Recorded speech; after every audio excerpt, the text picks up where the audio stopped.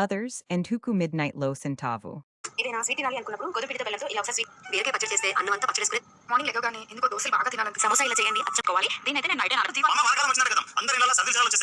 hi అండి eggs ఉన్నప్పుడు ఇలా ట్రై చేయండి చాలా ఫాస్ట్ గా అయిపోతుంది వామాకులతో రోటి పచ్చడి టేస్ట్ అయితే వేరే అన్నంలో ఒక ముద్ద తింటే 4 ముద్దలు తినాలనిపిస్తుంది అంత బాగుంటుంది అదే మైదాన గీదానా అనే లెక్కలు ఏ మాత్రం గుర్తు ఎప్పుడు చికెన్ బిర్యానీ అన్న దాని గుడ్డు బిర్యానీ కూడా చాలా టేస్టీగా ఉంటుంది నా ఫ్రెండ్స్ కి నేను అపరిచితురాలుగా ఉన్నప్పుడు నా పేరు గుత్తంకాయ అమ్మాయి అది నేను యూఎస్ లో ఉన్నప్పుడు అంతే ఇడ్లీ ప్రీమిక్స్ పౌడర్ చేసి చూపించుకుంటున్నాను పప్పు రుబ్బుకుంటా హ్యాపీగా ఇలా మెత్తగా ఉన్న దోశ నేను తినని చెప్పాను కదా నాకు క్రిస్పీ కావాలి నాకు ఇలానే వచ్చా నువ్వు తమ్మదేనా మరి వయా చేయకపోతే ఎట్లా కరిగిపోతాయి వంట చేయాలంటే బద్దకంగా అనిపించినప్పుడు కూరగాయలు ఈ స్వీట్ షాప్ టేస్ట్ వచ్చేలాగా కరెక్ట్ కొలతలతో కరాచీ హల్వా చేసుకోబోతున్నాను మిగిలిపోయిన అన్నంతో ఇంత మంచి దోశలా ఈ బోండా చూసి బయట తీసుకొచ్చాను ఈ బ్యూటిఫుల్ కేక్ ని స్టవ్ కూడా ఆన్ చేయకుండా 10 నిమిషాలను తయారు చేయంటే ఎవరు నమ్మరు కానీ హాయ్ అందరికి ఎంతో టేస్టీగా ఉండే బంగాళదుంపతో మంచి స్నాక్స్ కి చుక్క నూనె లేకుండా ఉడికించే పని లేకుండా కమ్మట్ పాయిస్ పెళ్లిగా తీసుకుని ఇంటికి వచ్చిన ఇది స్వీట్ చేసి పెట్టు పిల్లలు స్కూల్ నుంచి రాగానే ఏదైనా స్నాక్స్ ఈ మధ్య కాలంలో బాగా ట్రెండ్ అవుతుంది నోరు ఊరించే మిరపకాయ దీనికోసం పావు చికెన్ పచ్చడి చేశాను నేను చాలా ఈజీ అవుతుంది దీంతో పని అయితే ఇంకా బ్యాటర్ కూడా almost chicken cheese pizza oven లేకుండా ఎలా చేయాలో చెప్తా చూడండి కప్ అంతా మైదా